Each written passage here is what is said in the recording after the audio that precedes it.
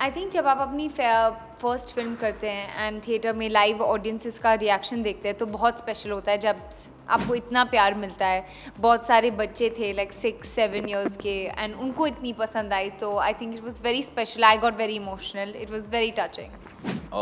Ma'am honestly मैंने कभी expect भी नहीं किया था कि कि मैं थिएटर में जाऊंगा और लोगों को मेरा नाम पता होगा।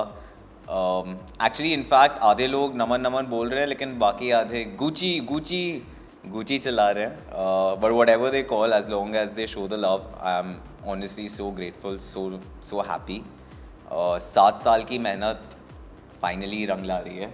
सो या देखिए, कोई भी आर्ट वर्क होता है वो कहीं ना कहीं से इंस्पायर्ड होता है।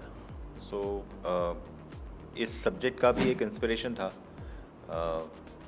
अपने परिवार में, अपने आसपास के दोस्तों में, जहाँ कहीं भी वो जनरेशन कॉन्फ्लिक्ट को मैंने महसूस किया, देखा, तो मुझे लगा कि ऐसा सब्जेक्ट है जो हर कोई इससे गुजर रहा है और हर समय की अपनी चुनौतियाँ होती हैं। जनरेशन कॉन्फ्लिक्ट हर समय था, बट आज के समय की अपनी अलग चुनौतियाँ हैं। तो हम उस चीज़ को कैसे फेस कर रहे हैं, उससे जो ड्रामा, कॉन्फ्लिक्ट, इमोशन निकलता है, उसको हमने एक कहानी में कहने की कोशिश की। दैट्स हाउ द इंस्पिरेशन की। मैं वैसी ही फिल्में बनाना चाहता हूँ जैसी मैं खुद देखना पसंद करता हूँ।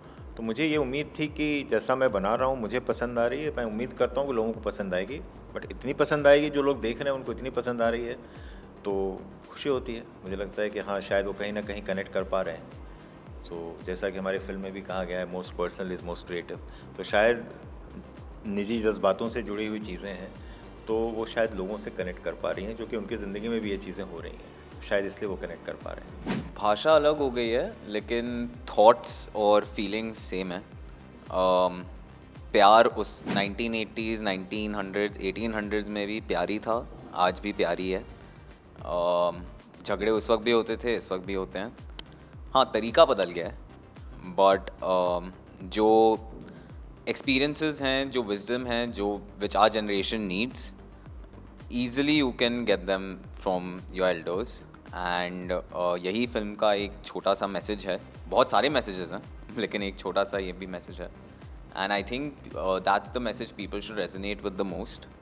एंड या जनरेशन गैप जैसी चीज़ होती नहीं, कम्युनिकेशन गैप होती है।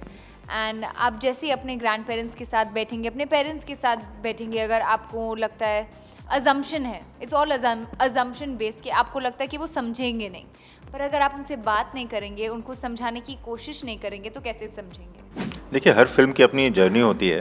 तो जब भी आपको एक फ़िल्म से बहुत ज़्यादा अप्रिसिएशन मिलता है, तो नेचुरली आपको लगता है कि हाँ, मुझे और मेहनत करनी चाहिए, मुझे और इस पे और काम करना चाहिए। But it depends on the subject. चुनौतियाँ तो आपकी पहली फ़िल्म हो या आखिरी फ़िल्म हो, हमेशा रहती हैं। क्योंकि जब आप एक किसी चीज़ को क्रिएट करते हो, आपके लैपटॉप के स्क्रीन पे जब वो चीज़ शब्दों में होती है, फिर वो फाइनली स्क्रीन तक की उसकी जो जर्नी होती है, उसमें चैलेंजेस होते ही होते हैं। तो अप्रिसिएशन मिले न मिले, चैलेंजेस तो रहेंगे ही रहेंगे। हाँ, अप्रिसिएशन मिलता है तो एक ज़िम्मेदारी बढ़ जाती है कि अरे, मुझे और बेहतर करना है, तो बेहतर करने का और बेहतर करने का जो भी प्रयास हम कर सकते हैं, करेंगे। आई थिंक एक्साइटमेंट बहुत ज़्यादा थी कि ऐसा मौका मिलेगा, फर्स्ट फिल्म में इतना बड़ा मौका मिलेगा जहाँ पंकज सर मेरे कोस्टा है।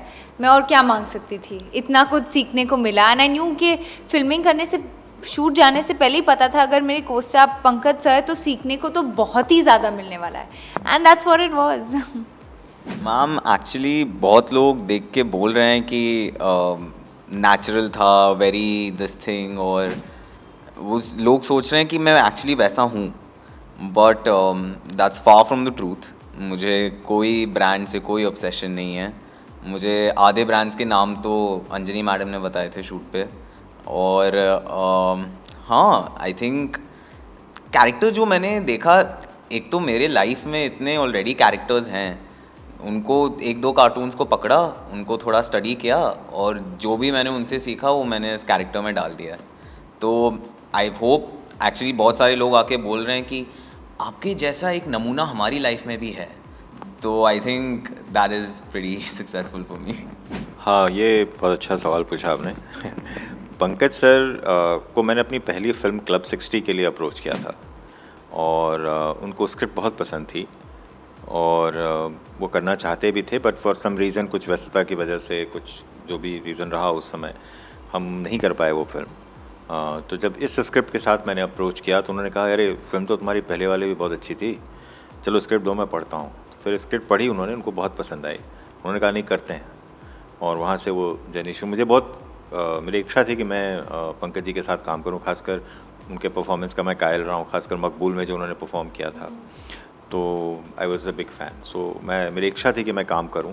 पहली फिल्म में नहीं कर पाया, दूसरी फिल्म में मैंने अप्रोच किया, वो उनको स्क्रिप्ट पसंद आ गई और दैट्स हाउ इट हैपेंड। सी मुझे ह्यूमन रिलेशनशिप हमेशा इंट्रीग करता है। रिश्तों की जो बारीकियाँ होती हैं ना, वो मुझे हमेशा इंट्रीग करती हैं, क्योंकि कोई भी एक रिलेशनशिप एक तरह से नहीं होता। एक फादर सन रिलेशनशिप का कोई एक टेम्पलेट नहीं है कि फादर सन ऐसा ही होगा रिलेशनशिप, उसमें भी बहुत वैराइटीज़ होती हैं। ब्रदर्स में, फ्रेंड्स में, there are many shades of relationships. उनकी बारीकियों को एक्सप्लोर करना और उसमें ड्रामा, कॉन्फ्लिक्ट, इमोशन देखना, वो मुझे बहुत पसंद है और मैं उन चीज़ों को एक्सप्लोर करना चाहता हूँ। सर बहुत हम्बल हैं, बहुत मॉडेस्ट हैं। इसके बाद सर की नेक्स्ट फिल्म शुरू हो रही है। It's romantic film I think. बहुत सारे कैरेक्टर्स फ्रॉम बिनियन फैमिली लिया है, मुझे और अंजनी को छोड़ के। और he is also making a Telugu biopic, I think he is written on the Vishwanathan Anand. हाँ, मतलब sir is not limiting himself only to Hindi, he wants to conquer all the regions. So yeah, I think That's Tamil, actually. no Tamil. Sorry, I'm so sorry. Tamil original. Yes, sorry, but yeah, I think you're going to be seeing a lot more of Sanjay sir. Hope so. I think first film के बाद ना वो hunger इतना होता है काम करने का, and you want to do everything. मुझे सब करना है, मुझे लव स्टोरी करनी है, कॉमेडी करनी है, एक्शन करनी है, स्पाई थ्रिलर करनी है, सब करना है।